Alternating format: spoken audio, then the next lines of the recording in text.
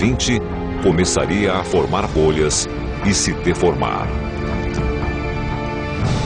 Todos os registros culturais e históricos, do desembarque do dia D aos filmes de Hollywood e mesmo filmes caseiros e fotos, não durariam um século sem o cuidado do homem. Todas estas preciosas imagens, após certo tempo, serão destruídas. Estas são amostras de vários estágios da decomposição do acetato de celulose exposto a altas quantidades de umidade. Basicamente, este material está arruinado. Nas bibliotecas, nossos grandes depósitos de conhecimento, o dano é causado por invasores microscópicos. Apesar de serem invisíveis, os esporos de bolor estão em toda a parte. Eles permanecem adormecidos, esperando as condições propícias para atacar. A umidade cria a condição perfeita. A umidade propicia a situação ideal para que o mofo se espalhe.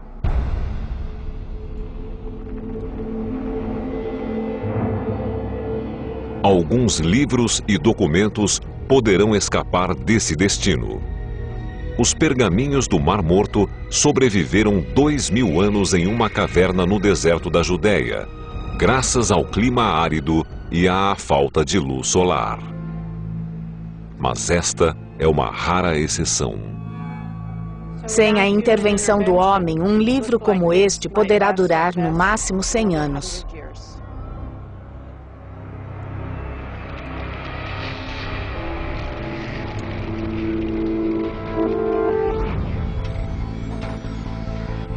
Nem mesmo as mídias digitais poderão durar para sempre. A expectativa de vida de CDs e DVDs pode variar de algumas décadas a alguns séculos, dependendo das condições de armazenagem. Sabemos que os egípcios existiram porque o que eles deixaram foi talhado na pedra. Para capturar nosso conhecimento e informação, nossa história e avanços, usamos meios digitais, como CDs ou páginas impressas como esta. O que temos aqui irá se degradar com o tempo. Não irá durar milhares de anos como os blocos de pedra deixados pelos egípcios. Parece bastante irônico que, mesmo com todos os avanços, o homem ainda não tenha criado nada tão durável como tábuas de argila e blocos de pedra. 150 anos sem ninguém. 150 anos após o fim da humanidade, as galerias que começaram a inundar nas primeiras 36 horas se transformaram em verdadeiros rios subterrâneos.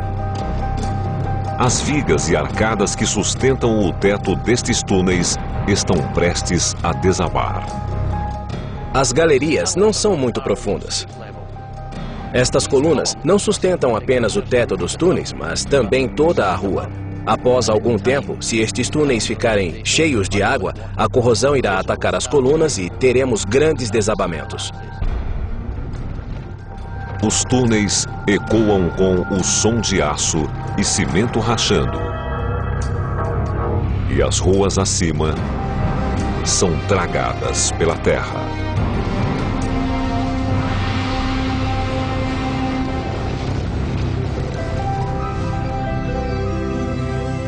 No topo dos prédios, a vida continua mais agitada do que nunca.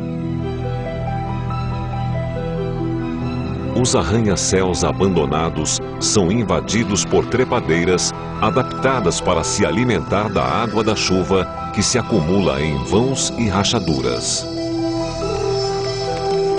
As trepadeiras começariam a subir e se espalhar.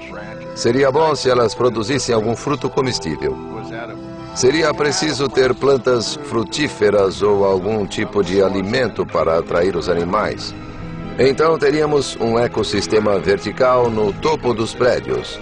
Haveria ninhos de pássaros, animais caçando, cobras rastejando, todo tipo de bicho.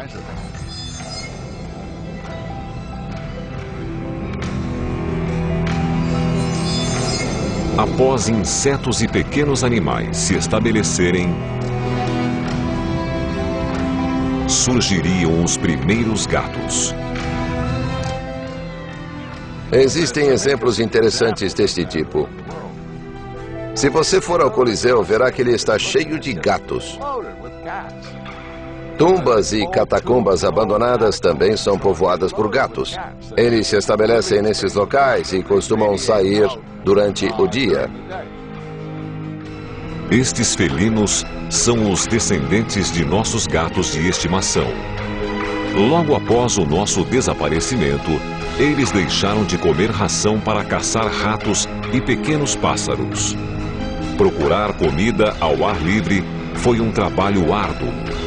Mas, aqui em cima, a caça é abundante. Agora, eles passam o tempo todo no topo da cidade, encontrando o que precisam para sobreviver, sem precisar descer até as ruas. Eles são os reis desta nova cadeia alimentar dos arranha-céus, com vista privilegiada para uma bizarra paisagem urbana.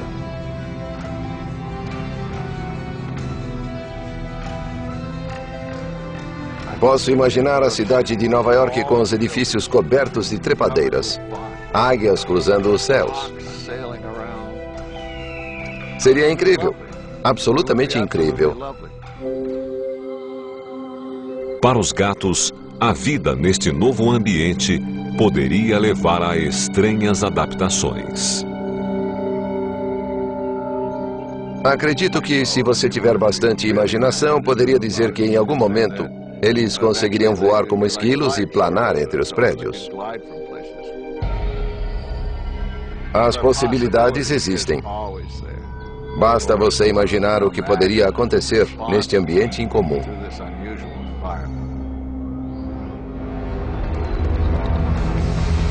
Enquanto alguns gatos conseguem evoluir, os cachorros voltam a agir como seus antepassados.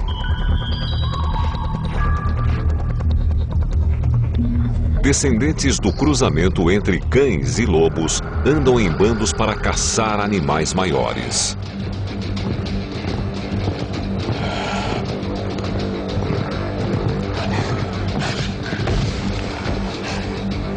Acredito que nossos cães, por mais dóceis que possam parecer quando estão no tapete de nossas casas, ainda possuem o instinto de sobrevivência. Eles fariam o que fosse preciso para arranjar comida e se manter vivos.